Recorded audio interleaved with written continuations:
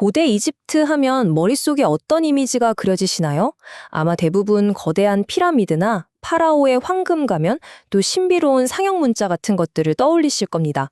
그런데요, 이 모든 위대한 문명의 시작점은 과연 어디였을까요?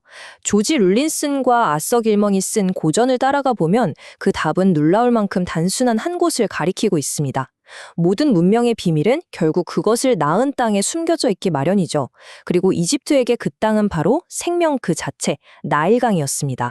이 책이 묘사하는 이집트의 풍경은요, 단순한 글을 넘어서서 거의 신성한 체험처럼 느껴집니다. 한번 상상해 보세요. 해가 질 무렵 붉은 빛이 온 세상을 가득 메우면서 사막의 모래알 하나하나, 신전의 기둥 하나까지 전부 타오르는 불꽃처럼 빛나게 하는 그 순간을요. 이런 풍경 속에서 매일을 살아간다는 건 과연 어떤 의미였을까요? 이걸 보면 이집트인들에게 자연은 결코 그냥 배경이 아니었을 겁니다. 그것은 그들의 영혼을 직접 빚어낸 거대한 예술 작품이었고 그들의 세계관 그 자체였던 거죠. 자, 그 마법 같은 풍경의 가장 중심에는 이집트 문명의 심장 박동과도 같은 존재가 있었습니다. 만약 고대 이집트를 딱 하나의 단어로 정의해야 한다면 그건 아마 피라미드도 파라오도 아닌 바로 나일강일 겁니다. 나일강은 그냥 물이 흐르는 강이 아니었습니다. 이 책의 표현을 빌리자면 그건 나라의 심장을 관통하는 무려 1100km짜리 거대한 길이었어요. 한번 생각해 보세요. 다른 고대 문명들은 험준한 산맥이나 빽빽한 숲에 가로막혀서 서로 나뉘고 고립되기 일쑤였잖아요. 그런데 이집트는 이 위대한 강 덕분에 하나의 거대한 유기체처럼 연결될 수 있었습니다. 나일강은 단순히 먹을 것을 주는 젖줄을 넘어서 사상과 물자와 사람들을 실어 나르면서 통일된 문명을 가능하게 한 거대한 대동맥이었던 셈입니다. 고대 이집트인들은 자신들이 사는 세상을 딱 두 가지 색깔로 봤습니다. 바로 생명의 검은 땅 케메트, 그리고 죽음의 붉은 땅 데슈레트죠. 케메트는 나일강이 선물한 검고 비옥한 흙으로 뒤덮인 땅, 모든 문명과 풍요가 시작되는 곳이었습니다. 반면에 데슈레트는 모든 걸 삼켜버릴 것만 같은 붉은 사막이었죠. 그런데 참 역설적이게도 바로 그 죽음의 사막이 외부의 침략을 막아주는 거대한 천연 방벽이 되어주었습니다. 이렇게 생명과 죽음, 풍요와 황량함이 바로 옆에 공존하는 극명한 대비. 이것이야말로 이집트인들의 세계관을 형성한 첫 번째 틀이었습니다. 검은 땅 케메트가 베푸는 풍요는요, 정말 신화적인 수준이었습니다. 책에 따르면 밀알 하나를 심으면 100배가 되어 돌아왔다고 해요. 그 양이 너무 많아서 세는 것을 포기했다는 기록이 남아있을 정도였죠. 어디 밀뿐이었겠어요. 온갖 채소와 과일, 포도주를 만드는 포도와 달콤한 대추야자가 그냥 넘쳐났습니다. 이 압도적인 생산력이 뭘 의미할까요? 바로 잉여입니다. 다른 문명들이 당장 내일 먹을 걸 걱정하며 생존을 위해 발버둥 칠 때 이집트는 거대한 피라미드를 짓고 복잡한 종교 체계를 발전시키고 화려한 예술을 꽃피울 수 있는 시간과 자원을 가질 수 있었던 겁니다. 이집트가 고대 세계의 곡창지대였다는 말은 곧 그들이 문명의 동력이었다는 뜻이기도 합니다. 그런데 이집트가 받은 축복은 비옥한 땅에서 그치지 않았습니다. 지도를 한번 보시죠. 고대 세계의 그 어떤 강대국도 가지지 못했던 걸 이집트는 가지고 있었습니다. 바로 두 개의 바다, 북쪽의 지중해와 동쪽의 홍해로 직접 나아갈 수 있는 문이죠. 이건 마치 고대 세계 무역의 교차로에서 독점적인 통행권을 쥔 것과 같았습니다.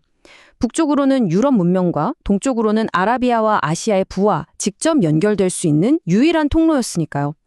이 독보적인 지리적 위치는 이집트를 단순한 농업국가가 아니라 고대 세계의 진정한 허브로 만들어 주었습니다. 자, 그렇다면 이렇게 풍요로우면서도 한편으로는 고립된 독특한 환경 속에서 살아간 사람들은 과연 어떤 내면을 갖게 되었을까요? 이 책은 바로 그들의 영혼 깊은 곳에 자리 잡은 하나의 거대한 역설, 즉 빛과 그림자처럼 함께 존재하는 양면성에 주목합니다. 고대 이집트인의 성격을 한마디로 정의하기는 참 어렵습니다. 왜냐하면 그들은 정말 극과 극의 모습을 동시에 가지고 있었거든요. 한쪽에는 죽음과 내세에 집착하면서 인류 역사상 가장 거대한 무덤을 만든 아주 우울한 철학자의 모습이 있습니다. 그런데 동전의 다른 면에는 인생의 모든 즐거움을 열정적으로 사랑했던 쾌활한 예술가의 모습이 서 있죠. 대체 어떻게 이 두 가지 모습이 한 사람 안에 공존할 수 있었을까요? 바로 이 모순을 이해하는 것이 이집트인의 영혼을 들여다보는 열쇠가 됩니다. 그들의 죽음에 대한 집착은 바로 이 한 문장으로 요약됩니다. 왕이 왕위에 오르자마자 가장 먼저 한 일이 다른 것도 아니고 자신의 무덤을 짓는 것이었다는 거죠. 인생의 가장 정점에서 죽음을 준비한 겁니다. 심지어 가장 즐거워야 할 연회에서조차 하인이 작은 미라 조각상을 들고 사람들 사이를 다니면서 이렇게 속삭였다고 합니다. 마음껏 먹고 마시시오. 당신도 곧 이렇게 될 테니.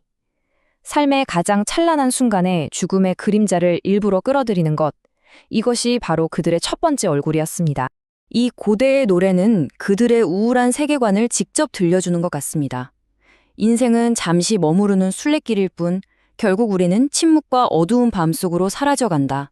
모든 것이 결국 사라지고 만다는 이 깊은 허무함이 그들 사상의 중심에 있었던 거죠. 어쩌면 그들이 그토록 필사적으로 영원한 내세를 꿈꿨던 이유가 바로 이처럼 덧없는 현실을 누구보다 뼈저리게 느끼고 있었기 때문은 아니었을까요? 그런데 말이죠. 방금 전에 그 침울한 분위기와는 정말 정반대로 이 즐거운 노동요는 그들의 또 다른 모습을 보여줍니다. 일상적인 활동 속에서 드러나는 아주 밝고 생명력 넘치는 정신이죠. 심지어 소들에게 너 이목부터 먼저 챙겨라 라고 노래하면서 타작하는 모습에서는요. 삶의 고단함 속에서도 유머와 활기를 잃지 않았던 이집트인들의 모습을 엿볼 수 있습니다. 죽음을 그토록 의식했던 그들이었지만 삶을 즐기는 데에는 누구보다 진심이었습니다. 노래와 춤, 술이 함께하는 연애를 사랑했고 틈만 나면 강가로 나가 사냥과 낚시를 즐겼죠. 역사가 헤로도토스의 기록에 따르면 축제 기간의 나일강은 음악과 환호성으로 가득 찬 거대한 파티장이었다고 합니다. 농담과 익사를 즐기는 그들의 유머 감각은 심지어 가장 신성해야 할 무덤 안까지 스며들 정도였으니까요. 마치 죽음의 그림자가 짙을수록 삶의 빛을 더욱 강렬하게 즐기려고 했던 것처럼 보입니다. 그들의 유머는 심지어 오늘날의 풍자 만화, 즉 캐리커처로도 나타났습니다. 예를 들어 파라오의 위대한 전쟁을 고양이와 쥐의 싸움으로 묘사하면서 권위를 슬쩍 비틀었고요. 더 놀라운 건 내세의 영혼 심판이라는 가장 엄숙한 장면마저 농담의 소재로 삼았다는 겁니다. 죄를 지은 영혼이 어리동절한 표정의 돼지가 되어서 쫓겨나는 모습을 구려넣기도 했죠. 왕의 권위도 신들의 심판도 그들의 날카로운 유머 앞에서는 예외가 될 수 없었습니다. 삶과 죽음을 동시에 사랑했던 이 양면적인 영혼은 과연 어떤 신을 믿었을까요? 이제 그들의 가장 깊은 내면, 바로 복잡하고 이중적인 구조를 가진 종교 세계로 한번 들어가 보겠습니다. 이집트 종교의 가장 큰 특징은요, 두 개의 종교 체계가 공존했다는 점입니다. 하나는 일반 대중들을 위한 외면적 종교인데요. 이건 우리가 흔히 아는 여러 신들의 이야기, 즉 다신교 신화입니다. 그리고 다른 하나는 소수의 선택받은 사제와 엘리트들을 위한 내면적 종교로 이건 아주 비밀스러운 일신교 철학이었습니다. 대중들의 마음을 사로잡았던 종교의 중심에는 한편의 위대한 드라마가 있었습니다. 바로 오시리스 신화죠. 선한 신 오시리스가 질투의 눈이 먼 동생 세트에게 비극적으로 살해당하고 그의 헌신적인 아내 이시스가 온 세상을 헤매며 흩어진 남편의 조각을 찾아냅니다. 그리고 마침내 그들의 아들 호루스가 일어나 아버지의 원수를 갚고 정의를 되찾죠.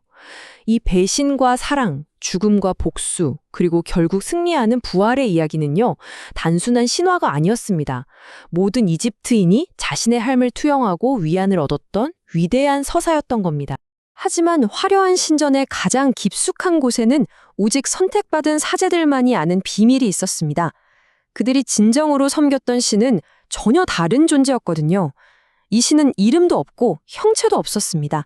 조각상으로 만들 수도 그림으로 그릴 수도 없는 순수한 정신 그 자체였죠. 모든 것을 만들었지만 스스로는 만들어지지 않은 우주에 존재하는 유일하고 완전한 신. 이것이 바로 이집트 종교의 숨겨진 심장이었습니다. 자, 그렇다면 사제들은 이 두 가지 모순되어 보이는 믿음을 어떻게 하나로 합쳤을까요? 그 방식은 정말 놀랍도록 정교했습니다. 그들은 대중이 숭배하는 수많은 신들을 각각 별개의 존재로 보지 않았습니다. 대신에 그 모든 신들을 단 하나의 유일신이 가진 여러 얼굴, 즉 다양한 속성으로 해석한 거죠. 예를 들어 창조신 눔은 유일신의 창조하려는 생각을 상징하고 푸타는 창조하는 행동을, 태양신 라는 그 창조의 결과물인 태양을 상징하는 시기였습니다. 마치 하나의 거대한 빛이 여러 색의 프리즘을 통과하는 것처럼 그들은 유일신이라는 하나의 진리가 대중을 위해 여러 신의 모습으로 나타난다고 믿었던 겁니다. 영원한 내세를 그토록 갈망했던 이집트인들에게 이 땅에서의 삶은 다음 세계로 가기 위한 하나의 시험대와 같았습니다. 그래서 그들의 종교는 자연스럽게 아주 엄격한 도덕률로 이어졌죠. 신들 앞에 떳떳하게 서기 위해서 그들은 인류 역사상 가장 숭고한 윤리적 청사진을 그렸습니다. 하지만 우리가 곧 보게 될 것처럼 그 완벽한 청사진과 현실의 공사 현장 사이에는 너무나도 큰 균열이 존재했습니다. 이집트 도덕의 세 가지 핵심 요건은 바로 신에 대한 사랑, 미덕에 대한 사랑, 그리고 인간에 대한 사랑이었습니다. 이 세 가지가 사후 세계에서 심판받는 기준이 되었던 거죠. 지금부터 5,000년 전 무덤 속에서 울려 퍼지는 그들의 목소리를 직접 한번 들어보겠습니다. 이 비문들은 마치 자신들의 삶을 변호하는 합창처럼 들립니다. 첫 번째 목소리가 이렇게 노래합니다. 나는 목마른 자에게 물을 주었고 길 잃은 자를 이끌었으며 압제자를 몰아내고 폭력을 멈추게 하였다. 그러자 두 번째 목소리가 이어서 자신의 내면을 증언합니다. 나 자신은 정의롭고 진실했으며 내 안에는 어떤 악의도 없었다. 나는 신을 내 마음에 두었고 진실을 말하는 것을 기쁨으로 여겼다. 그리고 마침내 세 번째 목소리가 사회 정의에 대한 강력찬 선언으로 이 합창의 대미를 장식합니다. 나는 과부를 결혼한 여인과 동등하게 대했으며 가난한 자보다 부유한 자를 결코 우대하지 않았다. 정말 숭고한 이상이죠. 하지만 이 아름다운 합창이 울려 퍼지는 무덤 밖의 현실은 과연 어땠을까요? 이 잭이 보여주는 진실은 꽤나 충격적입니다. 정의와 자비를 외쳤던 왕들은 저항하지 않는 포로의 머리를 깨부수는 장면을 자랑스럽게 신전벽에 새겼습니다. 순수함을 이야기했던 종교 축제는 외설적인 의식으로 가득 찼고요. 정직을 그토록 중요하게 여겼지만 심지어 사제들까지 포함된 도굴꾼들이 조직적으로 왕의 무덤을 털었습니다. 그리고 자비심을 공언했던 감독관들은 노동자들의 등이 부서져라 채찍질을 해댔죠. 이상과 현실의 이 끔찍한 괴리, 이것이 이집트 문명의 또 다른 얼굴이었습니다. 특히 이름 없이 살아간 대다수 민중의 삶은 고되고 비참했습니다. 파라오의 영광을 위해 강제 노역에 끌려갔고 허리가 휘도록 세금을 내야 했으며 이걸 감당하지 못하면 무자비한 매질이 기다렸습니다. 결국 무덤에 새겨진 그 숭고한 도덕률은 대다수 평민들의 고통스러운 현실에는 결코 닿지 않는 그들만의 이상향이었을 뿐이었던 겁니다. 자, 이렇게 우리는 고대의 이집트 문명의 토대를 이루는 요소들을 쭉 살펴보았습니다. 비옥한 땅과 양면적인 성격의 사람들, 다층적인 믿음, 그리고 숭고한 이상과 잔혹한 현실의 모순까지요. 그렇다면 이 모든 것을 품고 태어난 문명은 이제 막 역사의 무대에 등장하면서 세상에 어떤 첫인상을 남기게 될까요? 그 이야기는 다음 분석에서 계속 이어가도록 하겠습니다. 조지 롤린슨의 책 고대 이집트를 바탕으로 이번에는 그들이 남긴 거대한 기념물들, 그 뒤에 가려져 있던 실제 사람들의 삶 속으로 함께 들어가 볼까 합니다. 우리가 흔히 아는 피라미드나 파라오 같은 상징들을 넘어서서요. 그들의 내면 세계는 어땠는지, 또 사회는 어떻게 구성되어 있었는지 깊이 들여다보면서 고대 이집트 문명을 지탱했던 사람들의 진짜 모습을 만나보는 시간을 갖겠습니다. 네, 바로 이 질문이 오늘 우리가 함께 떠날 여정의 출발점입니다. 보통 돌과 황금으로 기억되는 이 거대한 문명에 따뜻한 온기를 불어넣었던 사람들의 정체성을 찾아 떠나는 거죠. 우선 그들의 신체적인 기원에서부터 시작해서 삶과 죽음을 바라봤던 그들만의 독특한 시선, 또 하나의 신과 여러 신을 동시에 섬겼던 아주 복잡한 신앙체계, 그리고 그들이 내세웠던 숭고한 도덕적 이상과 실제 삶 사이의 깊은 간극까지 여러 겹으로 이루어진 그들의 모습을 하나씩 차분히 들여다보겠습니다. 자, 그럼 가장 먼저 마주하게 될 질문은 이집트인들의 근원적인 정체성, 그러니까 그들의 신체적 기원과 외모에 대한 복잡하고도 흥미로운 이야기입니다. 이집트인들은 과연 어디에서 왔으며 고대의 기록과 유물 속에서 어떤 모습으로 우리를 바라보고 있을까요? 이집트인의 기원에 대한 질문은 사실 오랫동안 많은 논쟁을 낳아왔습니다. 고대 사람들 중 일부는 그들이 언제나 나일강 유역에 살았던 이른바 흑의 자식들이라고 단순하게 생각하기도 했죠. 하지만 이 책은 그런 단순한 생각을 넘어서 그들의 혈통에 얽힌 미스터리를 깊이 파고듭니다. 책에서 묘사하는 이집트인의 신체적 특징을 보면 참 독특합니다. 저자에 따르면 그들은 흑인은 아니었지만 여기에 나열된 것처럼 더 어두운 피부색, 두꺼운 입술, 그리고 낮은 이마와 같은 특징들에서 흑인과 부인할 수 없는 유사성을 보였다고 해요. 책은 바로 이런 특징들이 이집트인의 정체성이 어느 한 가지 범주로 쉽게 규정하기 어려운 아주 복합적인 것이었음을 보여준다고 설명합니다. 이제 이집트 사람들의 성격에서 나타나는 첫 번째 커다란 역설로 한번 넘어가 보겠습니다. 그건 바로 내세에 대한 강박적인 집착과 또 그와 동시에 현세의 즐거움을 누구보다 깊이 사랑했던 그들의 이중적인 모습입니다. 이 화면을 보시면 이집트 사람들 내면에 공존했던 두 가지 상단된 정신 상태가 명확하게 보이죠. 한편으로는 죽음 이후의 영원한 삶에 깊이 몰두해서 이 현세의 삶 전체를 그 준비 과정으로 여기는 아주 엄숙한 영혼이 있었고요. 다른 한편으로는 인생의 쾌락을 마음껏 즐기면서 노래하고 춤추는 아주 유쾌하고 활기찬 영혼이 있었습니다. 이 두 얼굴은 언뜻 보면 서로 모순되는 것 같지만 사실상 이집트 문화의 핵심을 이루는 동전의 양면과도 같았다고 할 수 있습니다. 이 문장이 이집트인들의 삶에 죽음이 얼마나 깊숙이 자리 잡고 있었는지를 보여주는 단적인 예입니다. 왕뿐만이 아니었죠. 고위 귀족들 역시 마찬가지였습니다. 심지어 아주 화려한 연회가 한창일 때 나무로 만든 미라 형상을 들고 다니면서 손님들에게 마시고 즐기십시오. 하지만 당신 또한 이렇게 될 것입니다. 라고 속삭이면서 죽음이 필연적이라는 걸 상기시켰다는 기록은 아주 유명하죠. 이건 그들이 삶의 덧없음을 늘 의식하면서 살았다는 걸 보여줍니다. 그런데 참 놀랍게도 바로 그 죽음에 대한 깊은 인식이 삶을 더욱 충실하게 살아가게 하는 원동력이 되었다는 겁니다. 이 하프 연주자의 노래는 그들의 카르페 디엠 정신, 즉 현재를 즐겨라는 철학을 명확하게 보여주죠. 죽음의 필연성이 어떤 절망이나 체념으로 이어지기보다는 오히려 오늘의 즐거움을 온전히 누리라는 메시지를 던졌던 겁니다. 그들은 인생의 순례가 곧 끝날 거라는 걸 알았기 때문에 현재의 기쁨과 환희를 더욱 소중히 여겼던 거죠. 그들의 삶이 얼마나 즐거움으로 가득했는지는 여러 기록들을 통해서 아주 생생하게 확인할 수 있습니다. 역사가 헤로도토스는 이집트인들이 축제를 얼마나 흥겹게 즐겼는지를 묘사하는데요. 수천 명의 사람들이 배를 타고 나일강을 오가면서 피리를 불고 캐스터네츠를 치고 또 강가에 있는 마을 사람들과 유쾌한 욕설을 주고받았다고 합니다. 포도주 틀을 밟거나 옥수수를 타작하는 일꾼들은 노동의 고단함을 잊게 해주는 노래를 불렀고요. 그들의 유머 감각은 풍자예술에서도 아주 빛을 발했습니다. 예를 들면 왕의 위대한 전쟁 기록을 고양이와 쥐의 전투로 패러디한다거나 왕의 연회사를 가젤 하렘에 있는 사자로 묘사하기도 했죠. 심지어 영혼의 심판을 다루는 아주 엄숙한 무덤 벽화에서조차 돼지나 원숭이로 변한 악인이 놀라서 어쩔 줄 몰라 하는 코믹한 모습으로 그려지기도 했습니다. 이런 걸 보면 그들의 삶의 유머와 즐거움이 얼마나 중요한 부분이었는지를 알 수 있습니다. 자, 이제 이집트인들의 또 다른 역설, 바로 종교적 신념에 대해 한번 탐구해 보겠습니다. 이집트에서는요, 두 가지 신앙 체계가 나란히 존재했습니다. 소수의 선택된 사람들을 위한 비밀스러운 일신론과 대중을 위한 아주 풍부한 다신교 신화가 바로 그것입니다. 이집트의 지식인 계층이나 성직자들 사이에서는요, 매우 심오하고 추상적인 일신론이 존재했습니다.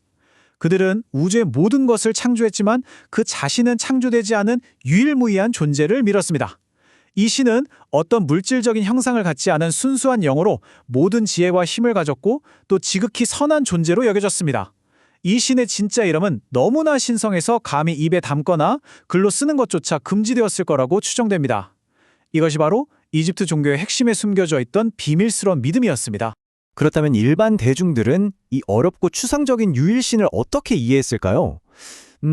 그들은 이 단 하나의 신을 직접적으로 이해하는 대신에 그의 다양한 속성이나 창조물들을 통해서 간접적으로 이해했습니다. 그리고 바로 이러한 속성들이 인격화되면서 우리가 잘 아는 이집트 신화의 수많은 신들로 나타나게 된 것입니다. 이 화면은 몇몇 주요 신들이 그 비밀스러운 신앙의 틀 안에서 어떤 상징적인 역할을 했는지를 보여주는데요. 예를 들면 눔 또는 크네프는 창조하는 정신을, 푸타는 창조하는 행위 그 자체를 나타냈습니다. 무트는 물질을, 라는 태양을, 콘수는 달, 그리고 세븐은 땅을 상징했죠. 이처럼 수많은 신들은 사실상 하나의 근원적인 신성의 다양한 측면 혹은 현현으로 이해될 수 있었던 겁니다. 이건 아주 복잡해 보이는 다신교 체계 이면에 정교한 일신론적인 사상이 자리 잡고 있었다는 걸 보여주는 아주 흥미로운 지점이죠. 대중 종교의 가장 중심에는 바로 이 오시리스 신화가 있었습니다. 이 이야기는 모든 이집트인들이 공감할 수 있는 아주 강력한 서사를 제공했는데요. 이야기는 선하고 지혜로운 왕이었던 오시리스가 그의 형제인 세트의 질투 때문에 비극적인 죽음을 맞이하는 것으로 시작됩니다. 세트는 오시리스를 살해하고 그의 몸을 여러 조각으로 나누어서 이집트 전역에 흩뜨려 버리죠. 자, 여기서 오시리스의 아내이자 누이인 이시스가 등장합니다. 남편의 죽음에 절망한 그녀는 포기하지 않고 흩어진 남편의 유해를 하나하나 찾아 모으기 위해 온 땅을 헤매는 끈질긴 여정을 시작합니다. 그녀의 이런 헌신과 사랑은 이집트인들에게 깊은 감동을 주었고 이시스는 충실함과 모성애의 상징이 되었습니다. 이시스의 노력 덕분에 부활한 오시리스는 저승의 왕이 되고 그들의 아들인 호루스가 성장해서 아버지의 복수를 맹세합니다.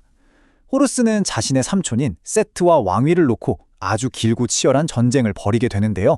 이 싸움은 단순히 가족 간의 복수국을 넘어서 질서와 혼돈, 선과 악 사이의 상징적인 투쟁으로 여겨졌습니다. 수많은 전투 끝에 호루스는 마침내 세트를 물리치고 승리합니다. 그는 아버지의 원수를 갚고 이집트의 정당한 왕으로서 질서를 회복하죠. 이 오시리스 신화는 이집트인들에게 삶과 죽음, 부활, 그리고 정의에 대한 이해의 틀을 제공했습니다. 모든 인간은 죽어서 오시리스가 되어 저승에서 심판을 받고 정의는 결국 승리한다는 믿음을 심어준 아주 강력한 이야기였습니다. 이제 이집트인들의 삶에 나타났던 또 다른 모순, 즉 그들이 공공연하게 내세웠던 높은 도덕적 기준과 종종 그와는 거리가 멀었던 잔인하고 부패한 현실 사이의 간극을 한번 살펴보겠습니다. 이집트인들이 어떤 도덕적 이상을 가졌는지는 그들의 무덤에 새겨진 묘비명을 통해서 엿볼 수 있습니다. 그들은 영원히 기록될 자신의 삶을 이처럼 이상적인 모습으로 남기고 싶었죠. 이 글귀는 자비와 정의를 실천하는 삶을 최고의 가치로 여겼다는 걸 보여줍니다. 이 묘비명 역시 그들의 이상을 아주 잘 보여주죠. 사회적 약자를 보호하고 부와 권력에 관계없이 모든 사람을 공평하게 대하는 것을 중요한 미덕으로 삼았다는 걸 알 수 있습니다. 그들의 글에는 신에 대한 사랑, 미덕에 대한 사랑, 그리고 인간에 대한 사랑이라는 세 가지 핵심 가치가 담겨 있다고 평가되기도 합니다. 하지만 그들이 내세운 이런 고결한 이상과 현실 사이에는 아주 커다란 괴리가 있었습니다. 왕들은 저항할 수 없는 포로들을 직접 죽였다고 자랑하면서 그 장면을 그림으로 남겼습니다. 적을 저주하기 위한 흑마술이 널리 행해졌고 왕궁에서는 방탕한 생활과 왕의 복숨을 노리는 음모가 끊이지 않았죠. 심지어 성직자들까지 포함된 전문적인 도둑조합이 조직되어서 신성한 왕의 무덤을 도굴했습니다. 또한 현대적인 기준에서 볼 때 경손이나 순결의 가치는 거의 찾아볼 수 없었습니다. 종교적인 조각과 축제는 노골적으로 음란했고 남근 숭배 의식은 종교 행사의 일부였습니다. 이처럼 그들의 공언과 실제 행동 사이에는 깊은 모순이 존재했던 겁니다. 마지막으로 살펴볼 이집트 사회의 역설은 그들의 사회 구조에 관한 것입니다. 이집트 사회는 아주 엄격한 계층으로 나뉘어 있었지만 놀랍게도 그 안에는 사회적 신분 상승의 길이 열려 있었습니다. 이집트 사회는 크게 두 계층으로 나뉘었습니다. 피라미드의 꼭대기에는 토지를 소유한 귀족, 막강한 권력을 가진 성직자, 그리고 군 지휘관들로 이루어진 엘리트 계층이 있었고요. 그리고 그 아래에는 대중이라고 불리는 방대한 수의 노동계급이 있었습니다. 이들은 농부, 장인, 뱃사공 등 다양한 종류의 육체 노동에 종사하면서 사회의 기반을 이루었죠. 이 두 계층 사이에는 아주 뚜렷한 경계가 존재했습니다. 하지만 이 견고해 보이는 사회 피라미드에는 예상치 못한 반전이 숨어 있었습니다. 이집트의 계급 제도는 결코 바꿀 수 없는 운명이 아니었다는 겁니다. 평범한 노동자의 아들에게도 피라미드의 정상을 향해 올라갈 수 있는 길이 열려 있었던 거죠. 그 신분 상승의 핵심 동력은 바로 교육이었습니다. 이집트의 공립학교는 모든 계층의 아이들에게 문을 열어두었습니다. 장인의 아들이 귀족의 아들과 나란히 앉아서 똑같은 교육을 받고 자신의 재능을 증명할 기회를 가졌던 거죠. 충분한 가능성을 보인 학생은 학자의 길을 걷도록 격려받았고 이건 곧 국가 공무원이 되는 가장 확실한 방법이었습니다. 일단 공직에 들어서면 개인의 능력에 따라 얼마든지 승진할 수 있었죠. 실제로 노동자의 아들이 제국의 최고위직까지 오르고 왕으로부터 넓은 토지를 하사받아서 지주 귀족 계급의 일원이 되는 것도 가능했습니다. 이건 당시로서는 정말 이례적인 능력에 기반한 사회적 유동성이었음을 보여줍니다. 하지만 이러한 사회적 이동의 가능성이 물론 모든 사람에게 해당되는 것은 아니었습니다. 대다수의 대중에게 현실은 여전히 가혹했죠.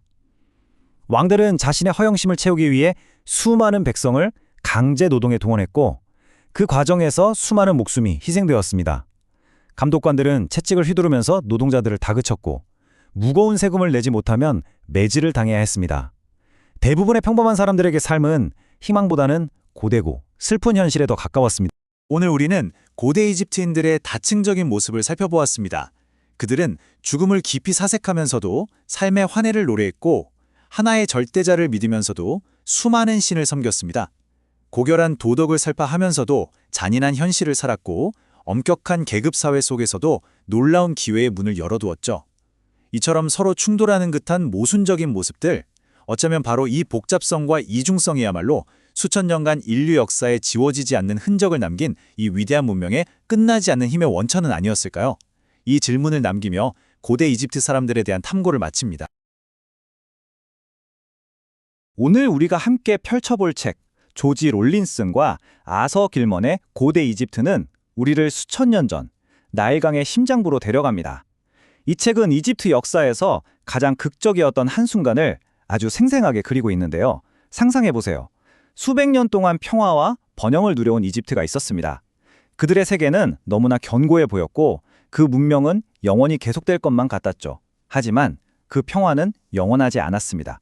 동쪽에서 불어온 정체 모를 폭풍이 이 모든 걸 한순간에 휩쓸어 버렸거든요. 이 책의 기록을 보면 이건 점진적인 쇠퇴 같은 게 아니었어요.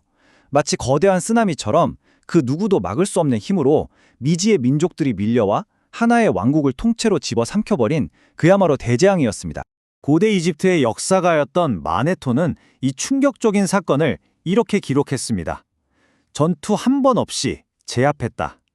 이 말에서 당시 이집트인들이 느꼈을 무력감과 충격이 고스란히 전해지지 않나요? 그의 말처럼 이건 예상된 침략이 아니었습니다.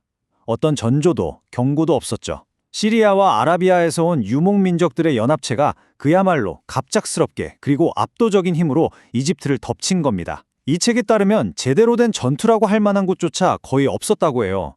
그냥 거대한 자연재해 앞에 서 있는 것처럼 기존의 모든 방어 체계가 속수무책으로 무너져 내렸습니다. 찬란했던 이집트는 그렇게 자신들의 땅에서 이방인들 앞에 무릎을 꿇게 된 거죠. 이 정체불명의 침략자들, 그들은 바로 힉소스, 우리말로는 목자왕으로 불립니다. 이 책은 그들이 하나의 민족이나 국가가 아니었다고 설명해요. 그보다는 더 비옥하고 부유한 땅을 찾아 나선 시리아와 아라비아의 모든 유목부족들이 연합한 거대한 인간의 파도에 가까웠을 거라고 추정합니다. 마네토의 기록에 따르면 그 수가 무려 25만 명에 달했다고 하는데요. 당시로서는 정말 상상조차 하기 힘든 막강한 군사력이었습니다. 이 거대한 물결 앞에서 이집트는 저항할 힘이 없었죠. 결국 이집트는 무너졌고 깊고 어두운 혼란의 시대, 바로 재중간기로 빠져들게 됩니다. 이집트인들의 눈에 비친 그들은 문명을 파괴하는 야만인이자 이해할 수 없는 이질적인 존재 그 자체였습니다. 자, 이 표를 보시면 힉소스 침략 전후에 이집트가 얼마나 달라졌는지 극명하게 드러납니다. 왼쪽을 보세요. 이전까지 이집트는 하나의 파라오 아래 통일된 영광스러운 국가였습니다. 하지만 오른쪽을 보면 그 영토는 분열되었죠. 힉소스는 나일강 하류의 비옥한 델타 지역에 아바리스라는 새로운 수도를 세우고 그곳을 아주 강력한 요새로 만들었습니다. 반면에 남쪽 테베를 중심으로 한 이집트 토착 세력은 겨우 명맥만 유지하는 신세가 됐어요. 심지어 이 외래 왕들에게 굴욕적으로 조공까지 바쳐야 했죠. 과거의 영광은 온데간데 없이 사라지고 이집트는 이제 자신의 땅에서 이방인에게 복종하는 처지로 전락하고 만 것입니다. 그런데 시간이 흐르면서 이 침략자들에게도 변화가 생기기 시작합니다. 가장 유명했던 힉소스의 왕 아페피는 이집트의 문화를 받아들이기 시작했어요. 그는 자신의 수도 아바리스에 붉은 화강암으로 그들의 신 수테크를 위한 아주 거대한 신전을 지었습니다. 그리고 그 신전을 이집트의 상징인 오벨리스크와 스핑스로 장식했죠. 그런데 흥미로운 점은 이 스핑스들이 전통적인 이집트 스핑크스와는 달리 아주 풍성하고 두꺼운 사자갈기를 가지고 있었다는 거예요. 이건 힉소스가 이집트 문화를 받아들이면서도 자신들만의 정체성을 일치하려 했다는 걸 보여주는 아주 독특한 증거입니다. 하지만 이 굴욕 속에서도 이집트의 정신까지 완전히 꺾인 것은 아니었습니다. 이제 우리의 이야기는 북쪽의 힉소스 지배 지역에서 벗어나 남쪽으로, 바로 테베로 향합니다. 외세의 지배 아래 고통스럽게 신음하던 바로 이곳에서 마침내 저항의 불씨가 타오르기 시작하고 있었던 거죠. 이집트 해방을 위한 위대한 전쟁의 서막이 서서히 오르고 있었던 거죠. 전쟁의 도화선이 된 것은 힉소스의 왕 아페피의 아주 계산된 도발이었습니다. 이 책에 따르면 아페피는 테베의 왕 타하켄에게 이런 요구를 합니다. 이집트의 모든 신들을 버리고 오직 힉소스의 신인 수테크만을 섬기라는 종교적인 굴욕을 강요한 것이죠. 이건 단순히 신을 바꾸라는 요구가 아니었습니다. 테베의 자존심을 완전히 짓밟고 완전한 복종을 확인하려는 아주 교묘한 의도였어요. 타하켄이 이 요구를 슬쩍 회피하자 아페피는 2번 그리고 3번에 걸쳐 사절단을 보내며 압박의 수위를 점점 높여갔습니다. 마침내 더 이상 물러설 곳이 없다고 판단한 타하켄은 칼을 뽑아들었습니다. 이것은 단순한 반란이 아니었어요. 자신들의 신들과 이집트의 정체성을 지키기 위한 거룩한 전쟁의 시작이었습니다. 그런데 바로 이 시점에서 이집트인들에게 어떻게 승리의 기회가 찾아왔을까요? 이 책은 아주 흥미로운 분석을 제시합니다. 시간이 흐르면서 아주 재미있는 역전 현상이 일어났다는 건데요. 한 세기가 넘는 시간 동안 한때 공포의 대상이었던 힉소스는 정복자의 삶에 안주하면서 점점 나태해졌습니다. 그들의 날카로웠던 군사적 기강은 해이해졌고 야만적이었던 투쟁 정신은 무뎌졌죠. 반면에 억압받던 이집트인들은 그 고난 속에서 오히려 더 단단해졌습니다. 과거 정복자들을 무적으로 보이게 했던 그 공포심은 서서히 사라지고 이제 그 자리를 경멸감이 채우기 시작한 겁니다. 이집트인들은 깨달은 거죠. 우리가 수적으로도 우세할 뿐만 아니라 육체적으로도 저들보다 더 강인하다는 사실을요. 수십 년에 걸친 이 해방전쟁은 여러 단계를 거쳐 진행됐습니다. 타하켄 왕이 시작한 저항의 불씨는 그의 후계자인 아흐메스 1세 시대에 이르러 거대한 불길로 타올랐습니다. 아흐메스는 군대를 이끌고 북쪽으로 진격해 마침내 힉소스의 수도 아바리스를 포위했죠. 길고 긴 공성전 끝에 마침내 아바리스는 함락되었고 힉소스는 이집트 땅에서 완전히 쫓겨났습니다. 하지만 아흐메스는 여기서 멈추지 않았어요. 그는 도망치는 힉소스의 잔당을 팔레스타인까지 끈질기게 추격해서 그들의 마지막 거점이었던 샤로엠 성까지 함락시켰습니다. 이 위대한 승리로 아흐메스 1세는 이집트를 해방시키고 다시 통일했을 뿐만 아니라 이집트 역사상 가장 영광스러운 시대, 바로 신원국의 문을 활짝 열었습니다. 힉소스로부터 받은 이 굴욕적인 지배는 이집트인들의 세계관을 뿌리부터 바꿔놓았습니다. 이 책은 이 시기를 기점으로 이집트가 고립주의에서 제국주의로 완전히 전환했다고 분석하는데요. 다시는 외세의 침략에 무력하게 당하지 않겠다는 이 뼈아픈 교훈이 그들을 자신들의 국경 너머로 더 넓은 세계로 나아가게 만든 원동력이 된 겁니다.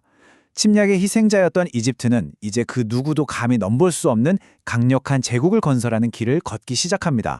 이 새로운 시대는 새로운 유형의 통치자를 필요로 했습니다. 바로 전사왕의 등장이죠. 그 선두에 선 인물이 바로 투트모세 1세였습니다. 그는 이집트 군대를 이끌고 남쪽으로는 누비아 깊숙한 곳까지, 그리고 북동쪽으로는 시나이 반도를 건너 메소포타미아 문명의 젖줄인 유프라테스 강까지 도달했습니다. 이건 단순한 원정이 아니었어요. 다시는 외부의 위협에 시달리지 않겠다. 그러기 위해선 국경을 넘어 잠재적인 적들을 먼저 제압하겠다는 아주 공격적인 외교 정책의 시작을 알리는 강력한 선언과도 같았습니다. 그리고 이집트 제국의 정복 활동은 한 명의 군사 천재가 등장하면서 그 정점을 찍게 됩니다. 그의 이름은 바로 투트모세 3세. 이 책에서는 그를 이집트의 나폴레옹이라고 부를 정도로 그의 군사적인 업적은 정말 눈부셨습니다.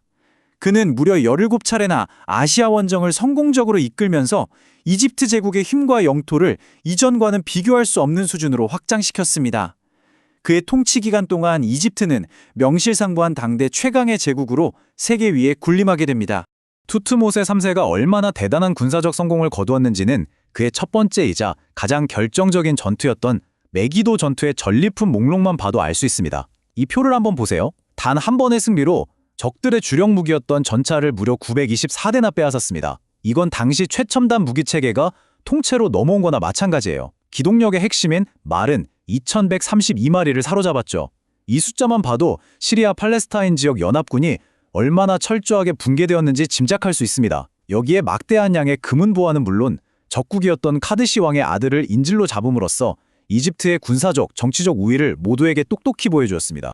제국이 팽창하면서 이집트에는 어마어마한 부가 흘러들어왔습니다. 정복지로부터 들어온 조공은 그 종류와 양이 정말 상상을 초월했죠. 수많은 노예들, 무게가 300kg이 넘는 은으로 만든 화병, 수천 마리의 가축은 기본이었고요. 상아나 흑단 같은 희귀한 목재, 청금석과 같은 보석, 심지어는 살아있는 새나 원숭이, 이국적인 과일나무까지 이집트로 옮겨졌습니다. 마치 세상의 모든 진귀한 것들이 이집트로 빨려 들어오는 것 같았죠.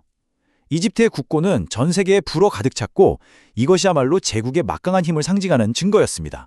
그런데 이 위대한 전사 왕에게는 아주 의외의 면모가 있었습니다. 이 책은 그가 단순한 정복자를 넘어 지적 호기심이 왕성한 박물학자였다고 묘사합니다. 그는 머나먼 원정지에서 마주친 낯선 식물과 동물들에게 깊은 매력을 느꼈다고 해요. 그리고 예술가들에게 그것들의 모습을 신전벽에 아주 정확하게 기록하라고 명령했습니다. 그는 이것이 미래를 위한 기념물이 될 것이라고 말했습니다. 위대한 정복자이자 동시에 호기심 많은 탐험가였던 셈이죠. 정복한 땅의 자연세계에 대한 그의 깊은 관심은 그가 단순한 파괴자가 아니라 새로운 세계를 이해하고 기록하려 했던 훨씬 더 복합적인 인물이었음을 보여줍니다. 이러한 모든 위대한 승리는 신의 뜻을 이룬 것으로 이야기되었습니다. 카르나크 신전의 벽에 새겨진 이 승리의 노래를 보면 신들의 왕 아몬이 투트모세 3세에게 직접 말하는 형식으로 되어 있는데요. 내가 왔으니 그대가 승리했다는 구절이 반복됩니다. 이건 파라오의 모든 정복 활동이 신의 명령이자 신의 가호 아래 이루어진 신성한 과업이라는 정당성을 부여하는 거죠. 이를 통해 파라오의 권위는 절대적인 것이 되고 제국의 팽창은 거룩한 사명으로 포장되었습니다. 아주 강력한 이데올로기였던 셈입니다. 그런데 말이죠. 이렇게 군사적 팽창이 최고의 미덕으로 여겨지던 시대에 잠시 정복전쟁을 멈추고 평화와 교역에 집중했던 아주 특별하고도 위대한 통치자가 등장합니다. 바로 여왕 하트셉수트입니다. 그녀의 통치는 이집트 역사 전체를 통틀어 가장 독특하고 주목할 만한 시기 중 하나로 기록되어 있습니다. 여기서 우리는 자연스럽게 이런 질문을 던지게 됩니다. 모든 것이 남성 중심이었고 특히 군사적 업적을 최고로 여기던 그 시대에 어떻게 한 여성이 이집트의 최고 통치자인 파라오의 자리에 오를 수 있었을까요? 그녀는 위대한 전사왕 투트모세 1세의 딸이었고 훗날 이집트 최고의 정복자가 될 투트모세 3세보다 앞서서 이집트를 다스렸습니다. 그녀의 존재 자체가 이집트 역사에 던져진 하나의 거대한 물음표와도 같습니다. 이 책은 하트셉수트가 자신의 통치를 정당화하기 위해 얼마나 놀랍고도 철저한 조치를 취했는지 자세히 설명합니다. 그녀는 단순히 여왕으로서 어린 왕을 대신해 다스리는 섭정에 만족하지 않았어요. 그녀는 스스로 왕이 되기를 원했습니다. 이를 위해 하트셉수트는 남성의 복장을 하고 파라오의 상징인 가짜 수염을 턱에 달았습니다. 그리고 태양의 아들처럼 오직 남성 파라오에게만 허용되었던 신성한 칭호들을 모두 사용했죠. 심지어 자신의 이름에 남성 신들의 이름을 집어넣어서 스스로를 신성한 남성 통치자와 동일시했습니다. 그녀는 여왕이 아니었습니다. 여성의 몸을 한 완벽한 왕으로서 이집트를 통치한 것입니다. 하트셉수트의 가장 위대한 업적은 전쟁이 아니었습니다. 바로 전설로 남은 푼트 원정이었죠. 그녀는 홍해에 거대한 함대를 만들어 머나먼 미지의 땅 푼트로 보냈습니다. 이 원정은 정복이 목적이 아니었어요. 교역과 탐험이 목적이었죠. 푼트에 도착한 이집트 원정대는 평화롭게 환대를 받으며 금, 상아, 그리고 무엇보다 귀했던 향료를 교역해왔습니다. 그런데 가장 놀라운 점은 살아있는 향나무 31그루를 뿌리째 조심스럽게 파내어 이집트로 가져와 심었다는 거예요. 이 대담하고도 평화로운 원정이 성공적으로 돌아오자 수도 테베에서는 거대한 축제가 열렸고 이 사건은 하트셉수트 통치의 번영을 상징하는 가장 대표적인 업적이 되었습니다. 이 원정 이야기가 이렇게나 생생하게 우리에게 전해질 수 있는 이유는 하트셉수트가 자신의 장례신전에 그 모든 과정을 글과 그림으로 꼼꼼하게 남겨두었기 때문입니다. 마치 돌에 새긴 다큐멘터리 같죠? 이 조각들을 보면 푼트의 낯선 풍경, 야자수와 둥근 오두막, 그리고 특이한 모습의 현지인들이 아주 자세하게 묘사되어 있습니다. 특히 흥미로운 건 푼트의 여왕에 대한 묘사인데요. 그녀는 난쟁이의 등이 굽고 찡그린 얼굴과 짧고 기형적인 다리를 가진 모습으로 기록되어 있어요. 고대의 서로 다른 두 문화가 만나는 순간을 아주 솔직하게 보여주는 정말 귀중한 기록이라고 할 수 있겠죠? 하지만 이렇게 위대했던 통치자의 마지막은 참으로 비극적이었습니다.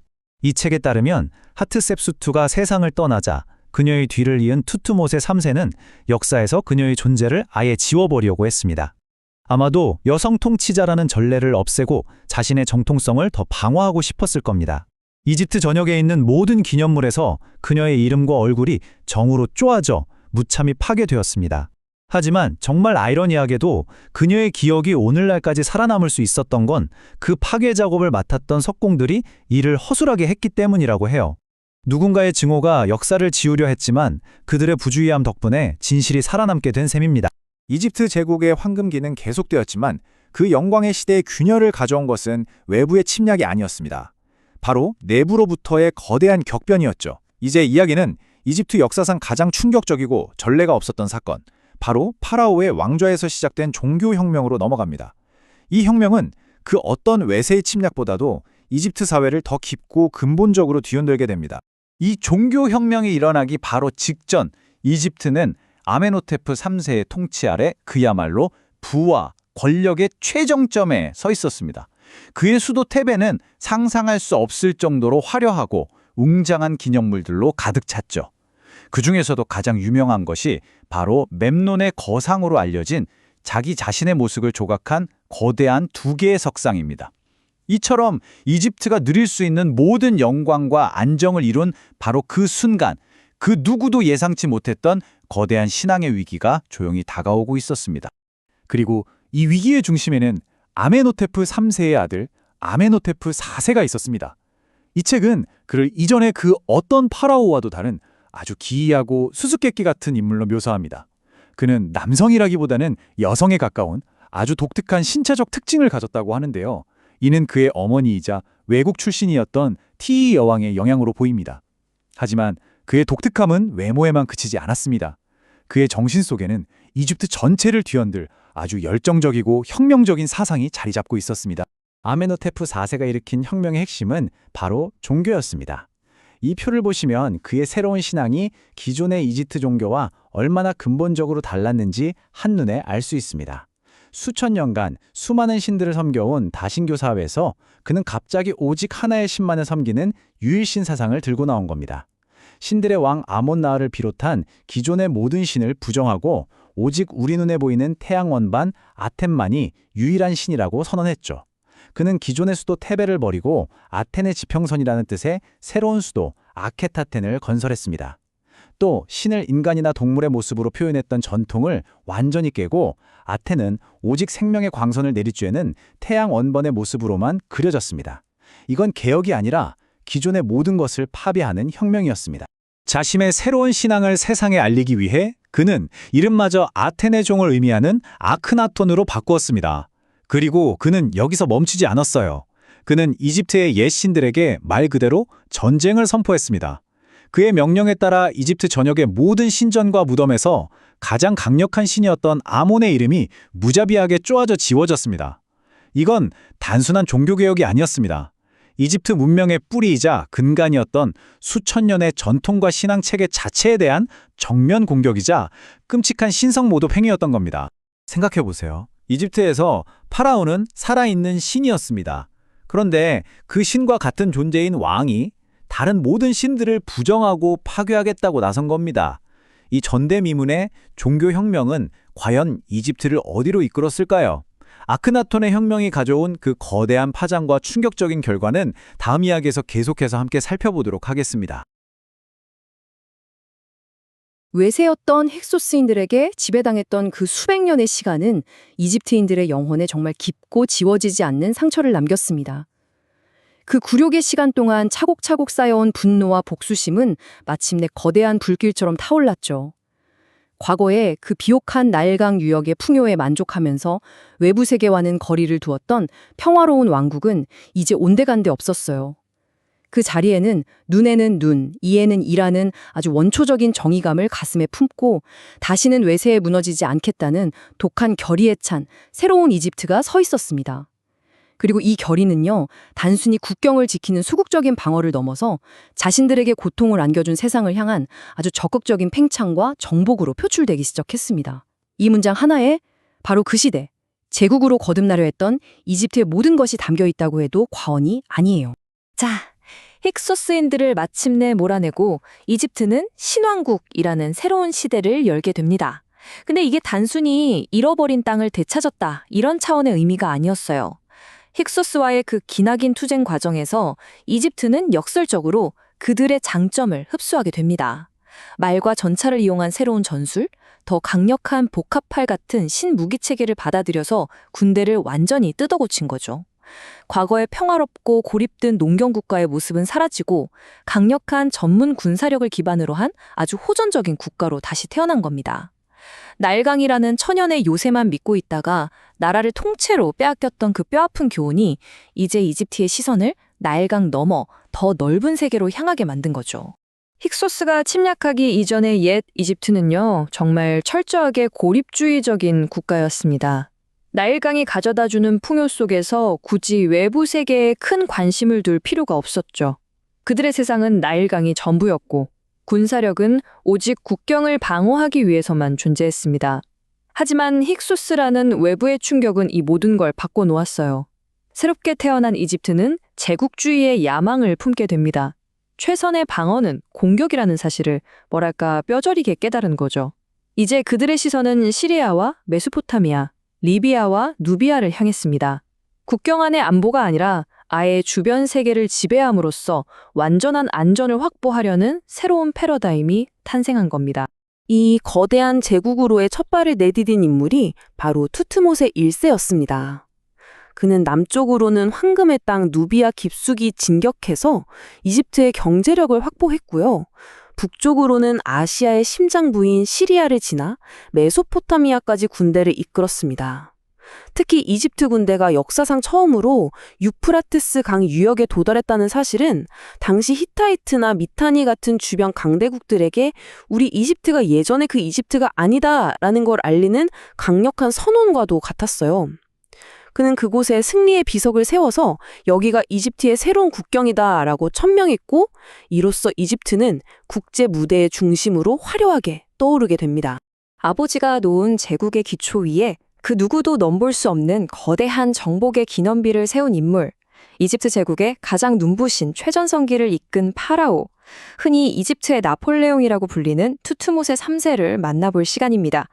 그의 아주 기나긴 통치 기간 동안 이집트는 역사상 가장 넓은 영토를 차지했고요. 그의 이름은 고대 근동 세계 전체의 공포와 경회의 대상이 되었습니다. 그의 시대는 정말이지 정복으로 시작해서 정복으로 끝났다고 해도 과언이 아닙니다. 투트모세 3세의 통치는요, 거의 매년 계속되는 군사 원정의 역사 그 자체였습니다.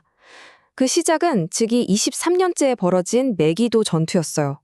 팔레스타인의 도시 국가들이 반란을 일으키자 그는 누구도 예상치 못한 좁고 위험한 산길을 통과하는 과감한 전략으로 적의 허를 찔러서 대승을 거두었죠. 이 승리를 시작으로 그는 무려 17년 동안 거의 해마다 아시아로 원정을 떠났습니다. 그의 집요하고 무자비한 공격 앞에 시리아와 근동의 수많은 도시들이 차례로 무너졌죠. 마침내 그의 위세는 멀리 아시리아와 바빌론에까지 미쳐서 당대의 강대국들마저 그에게 머리를 숙이고 조공을 바치게 됩니다. 이로써 이집트는 명실상부한 고대 근동의 절대 강자로 우뚝 서게 된 겁니다. 이 끝없는 정복 전쟁은 이집트에 상상조차 할 수 없는 막대한 부를 안겨주었습니다. 900대가 넘는 적의 전차는 그대로 이집트군의 전력이 되었고, 금은보화와 이국적인 사치품들은 나일강으로 쉴 새 없이 흘러들어왔어요. 이 엄청난 부는 이집트 사회를 근본적으로 바꾸어 놓았습니다. 파라오와 귀족들은 이 부를 이용해서 카르나크와 룩소르의 거대한 신전들을 지어 신에게 영광을 돌렸고, 예술은 이전보다 훨씬 더 화려하고 정교해졌습니다. 제국의 군사적 힘이 곧 경제적 부로, 그리고 문화적 황금기로 이어진 것이죠. 하지만 투트모세 3세를 단순히 무자비한 정복자로만 기억한다면 그의 절반밖에 보지 못하는 겁니다. 그의 내면에는 위대한 전사의 모습과 함께 자신이 처음 밟아본 낯선 땅의 자연세계에 대한 깊은 지적 호기심을 가진 탐험가의 모습이 공존하고 있었어요. 전쟁의 그 소용돌이 속에서도 그는 주변의 동식물을 관찰하고 기록하는 것을 잊지 않았던 거죠. 바로 이 점이 그를 다른 수많은 고대의 정복군주들과 구별짓는 아주 특별한 지점입니다. 그의 이 남다른 호기심은 오늘날 카르나크 신전의 한쪽 벽에 식물원이라는 이름으로 영원히 남아 있습니다. 그는 아시아 원정 중에 발견했던 신기한 식물과 동물들을 전부 화가에게 시켜서 돌에 새기도록 했거든요. 그곳에는 나무만큼 키가 큰 수련이나 이집트에서는 볼 수 없었던 멜론, 석류 같은 과일들이 아주 정교하게 묘사되어 있습니다. 심지어 뿔이 3개 달린 경이로운 동물, 아마도 코뿔소였을 것으로 추정되는 동물에 대한 기록까지 남아있죠. 이것은 단순한 전리품 목록이 아니라 한 위대한 정복자가 미지의 세계를 마주했을 때 느꼈던 그 경이로움과 지적 열망이 담긴 소중한 증거라고 할 수 있습니다. 투트모세 3세는 자신의 이 놀라운 발견들을 기록하면서 이렇게 덧붙였습니다. 신들의 이름을 걸고 자신의 기록이 모두 진실임을 맹세한 거죠. 이 문장에서 우리는 자신의 발견에 대한 그의 엄청난 자부심과 또 이것이 단순한 이야기가 아니라 후세에 전해져야 할 엄연한 사실이라는 걸 강조하려는 강한 의지를 엿볼 수 있습니다. 전쟁터에서 내리던 그의 명령만큼이나 미지의 자연 앞에서 남긴 그의 기록 또한 단호하고 확신에 차 있었던 것 같네요. 자, 이렇게 투트모세 3세의 군화 소리가 온 근동을 울리던 시대에 바로 직전에 이집트 역사에는 아주 특별하고 대조적인 한 막간이 있었습니다. 칼과 창 대신 평화와 교육으로 이집트의 영광을 드높였던 시대, 바로 이집트 최초의 위대한 여성 파라오 하트셉스트가 통치하던 시기입니다. 그녀의 시대는 정복전쟁의 함성 대신 미지의 바다를 향해 돛을 올리는 뱃사람들의 희망찬 노랫소리로 가득했습니다. 하트셉수트는 파라오였던 남편이 죽고 아직 어린 의붓아들, 그러니까 훗날의 투트모세 3세가 즉위하자 처음에는 섭정의 자리에 올랐습니다. 하지만 그녀는 마쿠에서 권력을 행사하는 그런 섭정의 자리에 만족할 수 없었습니다. 그녀는 스스로 완전한 권력을 지는 왕, 즉 남성 파라오가 되기를 원했죠. 여성은 왕이 될 수 없다는 수천 년 이집트의 전통을 깨는 그야말로 혁명적이고 대담한 결단이었습니다. 남성 중심의 사회에서 여성인 그녀가 파라오의 절대 권력을 인정받기란 쉽지 않은 일이었겠죠. 그래서 그녀는 스스로 남성이 되기로 결심합니다. 공식 석상에서는 남성 파라오의 옷을 입고 왕권의 가장 중요한 상징인 가짜 수염을 턱에 갈았습니다. 태양의 아들과 같이 오직 남성 파라오에게만 허락된 칭호를 사용했고 전국의 신전과 기념물에는 자신을 강인한 근육질의 남성으로 묘사한 조각상을 세웠죠. 그녀는 자신의 성별을 지우고 왕의 역할을 연기함으로써 자신의 통치에 정당성을 부여하고자 했던 겁니다.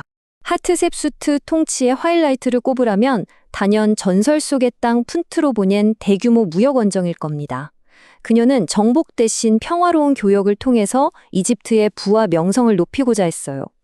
홍해에 띄운 거대한 함대는 미지의 남쪽 바다를 항해해서 마침내 푼트 땅에 도착했고 그곳에서 유향, 몰약, 금, 상화 같은 온갖 귀한 물품들을 싣고 돌아왔습니다. 이 원정에서 가장 놀라운 점은요, 바로 살아있는 유향나무 31그루를 흙과 뿌리채 배에 실어와서 이집트의 신전에 옮겨 심었다는 겁니다. 이건 단순한 무역을 넘어서 외국의 생태계를 이집트로 옮겨오려는 정말 대담하고 경이로운 시도였죠. 그러나 이 위대한 여성 파라오의 이야기는 좀 비극적인 미스터리로 끝을 맺습니다. 그녀가 세상을 떠나고 마침내 단독으로 왕위에 오른 투트모세 3세가 알 수 없는 이유로 역사에서 그녀의 모든 흔적을 지워버리려고 했거든요. 이집트 전역의 기념물에서 그녀의 이름과 얼굴이 아주 조직적으로 쪼아내지고 파괴되었습니다. 오랜 시간 자신의 왕좌를 차지하고 있었던 것에 대한 개인적인 복수심이었을까요? 아니면 여성이 왕이 되었던 전례 자체를 없애서 왕위 계승의 원칙을 바로 세우려 했던 정치적인 판단이었을까요? 그 이유는 여전히 미스터리로 남아 있습니다. 자, 이제 이집트 신왕국은 그 힘과 부의 최고 정점에 도달합니다. 아멘호테프 3세의 통치 아래 이집트는 전례 없는 평화와 번영을 누리면서 국제 외교의 중심에 섰죠. 하지만 모든 것이 완벽해 보였던 이 눈부신 황금기는 그리 오래 가지 못했습니다. 그의 아들 아케나텐이 파라오가 되면서 이집트는 역사상 가장 급진적이고 혼란스러운 종교 혁명의 소용돌이 속으로 빠져들게 되거든요. 가장 높은 곳에서 시작된 가장 극적인 추락이었습니다. 아멘호테프 3세 시대의 그 웅장함과 자신감을 보여주는 가장 대표적인 상징물이 바로 멤논의 거상입니다. 이 거대한 석상의 규모를 짐작할 수 있도록 먼저 그 높이부터 한번 확인해 볼게요. 70피트, 오늘날의 단위로 환산하면 약 21m에 달하는 높이입니다.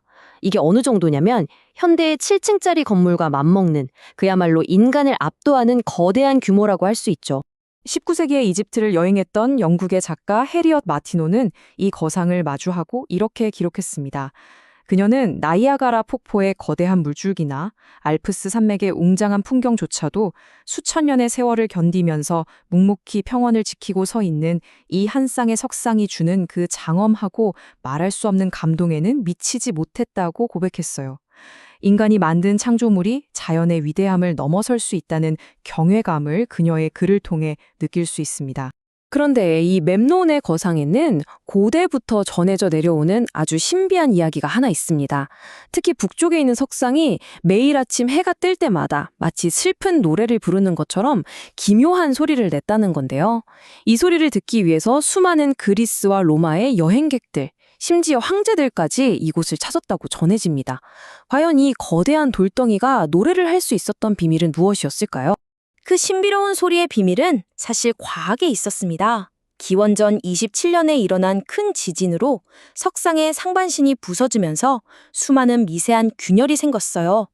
밤 동안 이 틈새에 스며든 이슬과 수분이 아침에 뜨거운 햇살을 받아서 급격하게 증발하면서 갇혀있던 공기를 밀어냈던 거죠. 이 과정에서 발생하는 진동이 마치 악기의 현이 울리는 듯한 묘묘하고 아름다운 소리를 만들어냈던 겁니다. 고대인들에게는 신의 목소리나 신탁처럼 들렸을 이 소리는 사실은 지진과 일교차가 만들어낸 자연의 아름다운 음향 효과였던 셈입니다. 평화와 번영의 시대를 이끌었던 아메노테프 3세의 뒤를 이은 아들은 훗날 아케나텐이라고 불리게 될 인물입니다. 그는 모든 면에서 이전의 파라오들과는 완전히 다른 존재였어요. 그의 사상은 너무나 혁명적이었고 전해지는 조각상 속 그의 외모는 너무나 기이했죠. 길고 갸름한 얼굴, 두툼한 입술, 여성처럼 풍만한 엉덩이와 허벅지. 전통적인 파라오의 이상적인 모습과는 거리가 먼 그의 모습은 그가 이집트의 모든 전통을 뒤엎을 것임을 예고하는 듯했습니다. 아케나텐이 일으킨 혁명의 핵심은 종교였습니다. 그는 수천 년간 이집트인들의 삶을 지배해온 모든 신들을 부정했어요. 아몬라를 비롯한 수많은 신들을 섬기던 다신교 전통을 폐지하고 오직 눈에 보이는 태양 그 자체, 즉 아텐만이 유일한 신이라고 선언했습니다. 이건 역사상 최초의 유일신교 시도 중 하나로 평가받죠. 그러면 막강한 관력을 누리던 아몬 사제단의 중심지였던 수도 테베를 버리고 사막 한가운데 아텐의 지평선이라는 뜻의 새로운 수도 아케타텐을 건설했습니다. 이 급진적인 개혁은 이집트 사회 전체를 극심한 혼란과 분열 속으로 몰아넣었습니다. 아케나텐의 종교혁명이 실패로 돌아가고 투탕카멘의 짧은 통치 같은 혼란의 시기가 지나간 후에 이집트에는 분열된 나라를 다시 하나로 통합하고 제국의 마지막 불꽃을 화려하게 피어올린 위대한 파라오가 등장합니다. 바로 람세스 대왕이라는 이름으로 더 잘려진 람세스 2세입니다. 위대한 전사이자 역사상 가장 위대한 건설가였던 그의 이름은 오늘날까지도 파라오 시대 이집트의 힘과 영광의 대명사로 남아있죠. 람세스 2세는 무려 67년이라는 정말 경이로운 시간 동안 이집트를 통치했습니다. 그의 긴 치세는 수많은 업적으로 빛나죠. 그는 당대의 라이벌이었던 히타이트 제국과 세계사의 향방을 가를 카데시 전투를 벌였고 오랜 전쟁 끝에 역사상 최초로 기록된 국가 간 평화조약을 맺었습니다. 또한 그는 이집트와 누비아 전역에 자신의 위대함을 과시하는 거대한 신전과 조각상들을 셀 수 없이 많이 남겼어요. 하지만 그가 동쪽 국경에 쌓은 거대한 방어벽은 이제 이집트가 무한히 팽창하던 제국에서 점차 국경을 지키는 방어적인 자세로 돌아서고 있다는 걸 보여주는 미묘하지만 중요한 변화의 신호이기도 했습니다. 이 글은 누비아의 사막 한가운데 산을 통째로 깎아 만든 아부신벨 대신전의 거대한 람세스 2세 좌상을 묘사한 건데요. 사막의 모래바람 속에서 수천 년간 영원을 응시하고 있는 이 조각상들은 깊은 평온함 속에 인간을 초월한 듯한 신적인 위엄을 담고 있습니다. 그는 단순히 돌에 자신의 모습을 새긴 게 아니었어요. 이집트의 영원한 영광과 파라오의 신성한 권위를 조각해서 후세에 남긴 것이죠. 그의 유산은 지금도 침묵 속에서 그 어떤 기록보다 더 강력하게 그의 위대함을 우리에게 이야기해주고 있습니다. 그런데 이 위대한 파라오에게는 또 다른 얼굴이 있습니다. 많은 역사학자와 성서학자들은 람세스 2세를 성경의 출애굽기에 등장하는 이스라엘 민족을 노예로 부리면서 억압했던 바로 그 파라오로 지목하거든요. 그가 건설한 새로운 수도 피람사스가 성경에 이스라엘 민족이 강제 도역으로 지은 도시 라암세스로 기록되어 있기 때문이죠. 한 민족에게는 가장 위대한 영웅이 다른 민족의 역사에서는 압제자의 모습으로 기록되어 있다는 사실은 역사를 바라보는 우리의 시각이 얼마나 복잡하고 다층적이어야 하는지를 잘 보여주는 것 같습니다. 람세스 대왕의 오랜 통치가 끝나고 그의 아들 메르넵타하가 왕위에 올랐을 때 제국은 안 밖으로 거대한 도전에 직면하게 됩니다. 밖으로는 지중해로부터 정체불명의 바다민족이 연합해서 대규모로 침략해왔고 안으로는 성경에 기록된 이스라엘 민족의 대탈출, 즉 출애굽 사건이라는 거대한 균열이 일어났습니다. 제국의 황금기는 이제 서서히 저물고 있었던 거죠. 메르넵타하가 마주한 침략은 이전과는 차원이 다른 위협이었습니다. 리비아를 중심으로 지중해 전역에서 몰려온 다양한 민족들이 거대한 연합군을 형성해서 이집트의 비옥한 델타 지역을 노렸어요. 이집트 기록에 남겨진 그들의 이름은 정말 놀랍습니다. 아카이아인, 라코니아인, 시케린, 사르디인. 훗날 그리스와 이탈리아 역사의 주역이 될 민족들의 이름이 보이죠. 이들은 단순한 약탈자가 아니었습니다. 아내와 아이들, 모든 살림살이를 이끌고 온 이들은 이집트 땅에 새로운 터전을 잡으려는 이주민들이었어요. 이건 제국의 존립 자체를 위협하는 심각한 위기였습니다. 외부의 거대한 위협과 동시에 제국 내부에서도 고마웠던 문제가 터져나오고 있었습니다. 성경의 기록에 따르면 바로 이때 모세가 파라오 메르넵타하의 궁전에 나타나 신의 이름으로 이스라엘 민족의 해방을 요구합니다. 내 백성을 보내라. 이 단호한 한마디는 외부의 침략만큼이나 제국의 근간을 뒤흔들게 될 기나긴 재앙의 서막을 여는 것이었습니다. 파라오가 모세의 요구를 완강히 거절하자 성경에 기록된 10가지의 끔찍한 재앙이 차례로 이집트 땅을 덮쳤습니다. 나일강이 피로 변하고 온 땅이 개구리와 파리떼로 뒤덮였으며 가축들은 역병으로 쓰러지고 사람들의 몸에는 악성 종기가 피어났죠. 하늘에서는 불 섞인 우박이 쏟아지고 메뚜기 떼가 모든 푸른 것을 먹어치웠으며 칠흑 같은 어둠이 며칠간 계속되었습니다. 마침내 모든 집안의 첫째가 죽어나가는 마지막 재앙에 이르러서야 파라오의 꺾이지 않을 것 같던 의지는 무너져 내리고 맙니다. 마침내 자유를 얻어 이집트를 떠나는 이스라엘 민족. 하지만 곧 마음이 바뀐 파라오는 제국의 자존심이자 최강의 전력인 전차 부대를 총동원해서 그들의 뒤를 쫓습니다. 홍해 앞에서 절체절명의 위기에 빠진 이스라엘 민족 앞에 성경은 기적이 일어났다고 기록하죠. 바다가 갈라져 마른 땅이 드러났고 그들은 무사히 바다를 건넙니다. 그러나 그들을 뒤쫓아 바닷길로 들어선 이집트의 막강한 전차 군단은 다시 합쳐진 거대한 바닷물에 모두 수장되는 비극적인 최후를 맞이합니다. 이집트의 최정예 전차 군단 전체가 한순간에 전멸했다는 것은 제국에 가해진 그야말로 마비와도 같은 치명타였습니다. 이건 단순히 병력의 손실을 넘어서 제국의 군사력의 핵심이자 자부심이 통째로 무너져 내린 사건이었죠. 외부의 침략은 간신히 막아냈지만 내부에서는 대규모 노동력이 유출되고 핵심 군사력마저 괴멸되었습니다. 이 깊은 내상은 이집트 제국이 다시는 이전의 영광을 회복하지 못하고 기나긴 쇠락의 길로 접어들게 되는 결정적인 계기가 되었습니다. 메르넵타하의 시대에 겪었던 이 거대한 위기들은 신왕국의 영광스러운 시대가 이제 막을 내리고 있음을 알리는 분명한 신호였습니다. 외부로부터는 끊임없이 새로운 적들이 밀려오고 내부적으로는 회복하기 힘든 치명적인 타격을 입은 상황. 과연 이집트는 이 위기를 극복하고 과거의 영광을 되찾을 수 있었을까요? 아니면 이것이 제국의 기나긴 황혼의 시작이었을까요? 그 답은 앞으로 이어질 이집트의 역사 속에 남아 있습니다. 오늘 우리가 함께 펼쳐볼 책은요. 하나의 거대한 문명, 바로 고대 이집트의 통일부터 원주민 왕조가 막을 내리는 마지막 날까지 그 길고 긴 여정을 담고 있는 아주 깊이 있는 역사서입니다. 이 책을 따라가다 보면 한때 세계의 중심이었던 위대한 문명이 어떻게 서서히 저물어갔는지 그 기나긴 황혼의 시간을 함께 걸어볼 수 있을 겁니다. 우리의 이야기는 찬란했던 신왕국 시대의 영광이 희미해져 가던 바로 그 시점에서 시작됩니다. 이집트의 쇠퇴는요, 어느 날 갑자기 외부의 강력한 충격으로 찾아온 게 아니었어요. 오히려 거대한 나무가 속에서부터 천천히 썩어 들어가듯이 이집트라는 나라의 권력 기반 자체를 흔들었던 아주 느리고 깊은 내부의 부식 과정이었습니다. 위대한 정복자였던 람세스 3세, 그의 시대가 막을 내린 뒤에요. 제20왕조의 파라오들은 점차 세상의 중심에서 멀어졌습니다. 더 이상 그들은 직접 군대를 이끌고 전장을 누비는 용맹한 전사도, 또 국가의 미래를 결정하는 강력한 통치자도 아니었죠.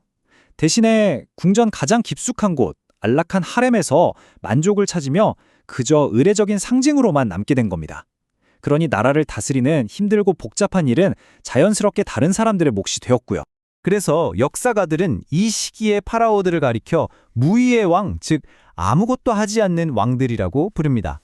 이 페니앙츠라는 프랑스어 용어는요, 그들의 무기력하고 수동적인 모습을 정말 정확하게 담아내고 있어요. 말 그대로 왕자에는 앉아 있었지만 실질적인 통치는 전혀 하지 않았던 거죠.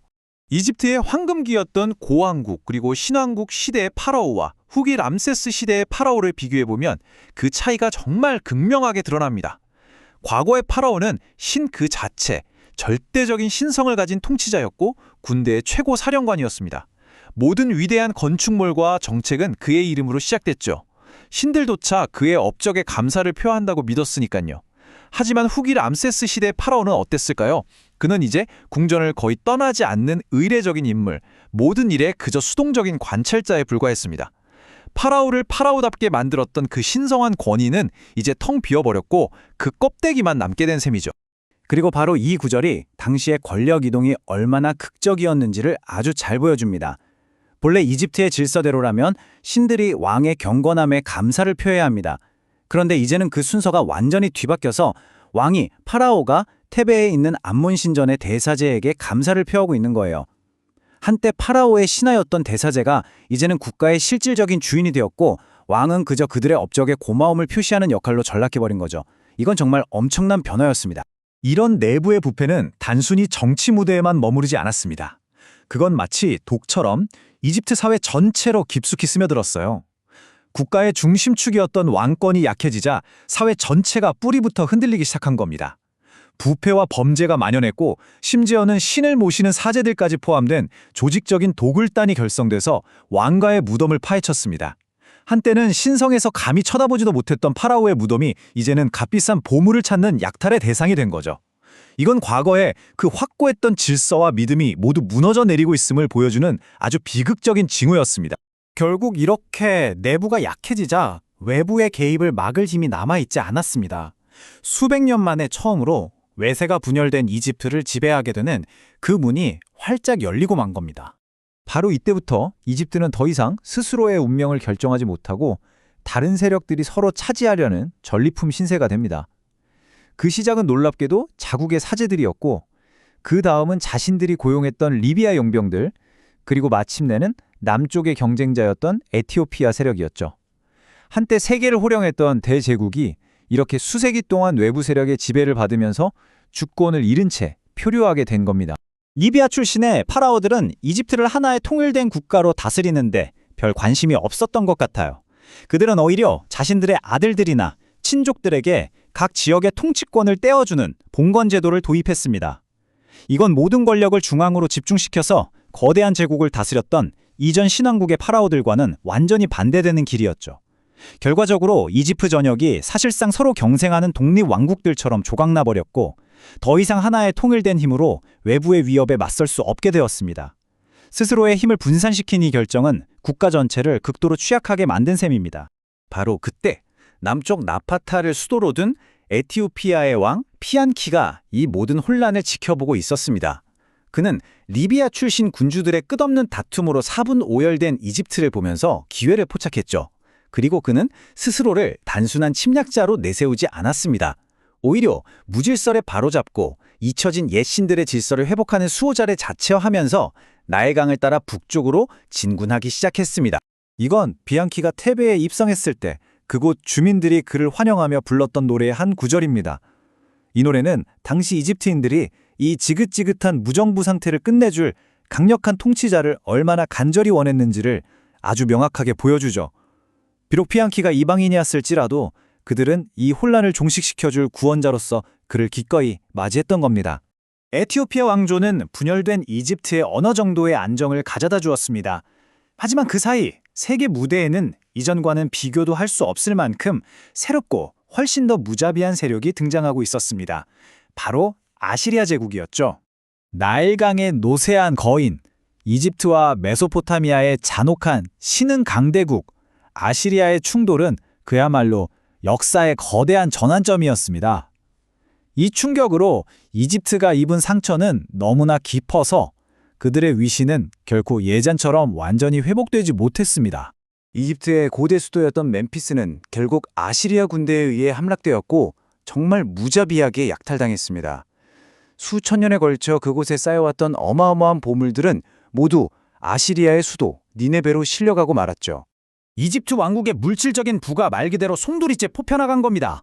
이건 단순히 경제적인 타격을 넘어서 국가의 정신과 자부심에 가해진 치명적인 일격이었습니다. 특히 신들의 조각상까지 빼앗겼다는 것은 신들이 이집트를 버렸다는 끔찍한 상징으로 받아들여졌을지도 모릅니다. 하지만 그 어떤 보물의 손실보다도 더 고통스러웠던 것은 바로 파라오 왕가에 가해진 이 개인적인 치욕이었습니다. 왕의 가족들이 포로로 잡혀 끌려갔다는 사실은 이집트가 더 이상 스스로를, 심지어 가장 신성한 왕족조차 보호할 능력을 완전히 상실했다는 것을 온 세상에 보여주는 뼈아픈 상징이었습니다. 그런데 정말 놀랍게도 모든 것이 끝났다고 생각했던 바로 그 패배의 잿더미 속에서 이집트 토착민의 마지막 영광이 예상치 못하게 피어났습니다.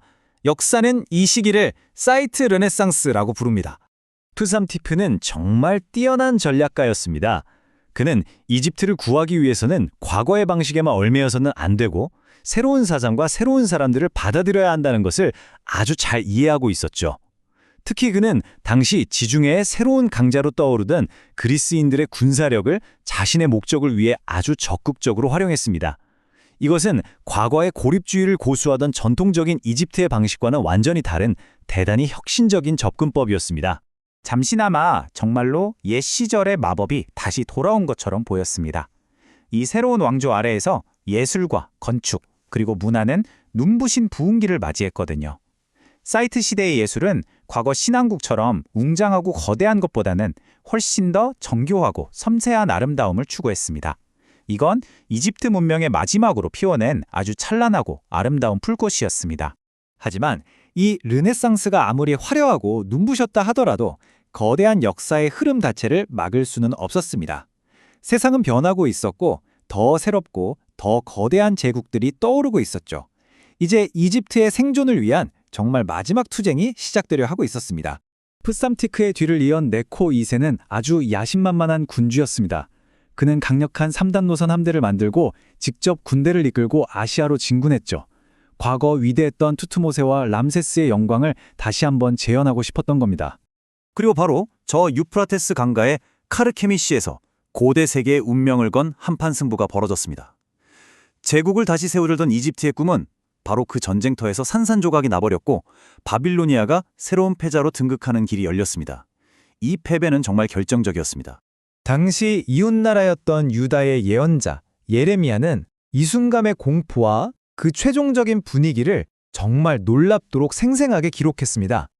그의 말은 이집트의 제국주의적 야망에 대한 시적이면서도 동시에 파괴적인 추도사와도 같아요.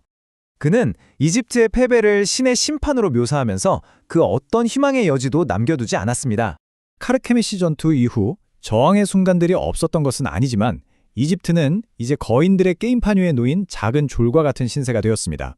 독립은 언제 깨질지 모르는 위태로운 상태였고 국력은 점점 고갈되고 있었죠. 이집트의 종말은 영웅적인 최후의 항전이 아니었습니다. 오히려 배신과 분개라는 초라한 모습으로 찾아왔죠. 수세기에 걸친 쇠퇴로 이미 약해질 대로 약해진 노쇠한 거인은 그렇게 마침내 무너지고 말았습니다. 특히 자신들이 고용한 용병에게 배신당했다는 사실은 한때 바로 그 용병을 활용해서 부흥을 이끌었던 푸삼티케의 시대를 떠올리게 하면서 역사의 씁쓸한 아이러니를 보여줍니다. 결국 마지막 파라오 넥타네보의 도주는 단순히 한 왕의 퇴장을 의미하는 게 아니었습니다. 그것은 인류 역사의 여명기부터 무려 3000년 동안이나 이어져 왔던 장대한 주권의 역사가 바로 그 순간 영원히 단절되었음을 의미했습니다. 이 사건 이후 이집트는 2000년이 넘는 아주 긴 시간 동안 외국인들의 지배를 받게 됩니다. 파라오들은 역사 속으로 사라졌지만 이집트라는 문명이 남긴 유산, 그러니까 그들의 예술과 사상, 그리고 그 순수한 인내력은 그들을 정복했던 제국들을 통해 오히려 더 널리 퍼져나갔고 오늘날에도 여전히 우리 세계에 영향을 미치고 있습니다. 한 문명의 정치적인 종말이 그 문화적인 영향력의 끝을 의미하는 것은 아니라는 것을 이집트의 이 기나긴 황호는 우리에게 조용히 이야기해주고 있습니다.